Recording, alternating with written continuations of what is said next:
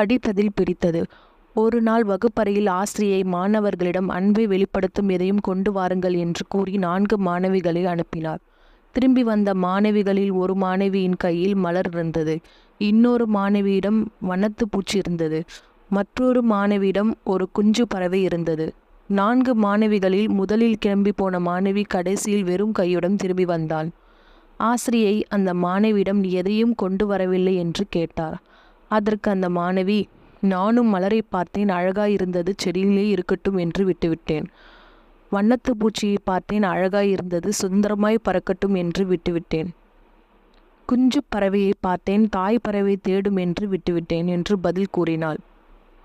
மாணவி கூறிய பதிலை கேட்டவுடன் ஆசிரியை அந்த மாணவியை அணைத்து கொண்டார். அன்பு என்றால் இதுதான், ஒன்றுமே கொடுக்க வேண்டாம், எதையும் பறிக்காமல் இருந்தாலே அதுவே போதும் என்றார். நன்றி.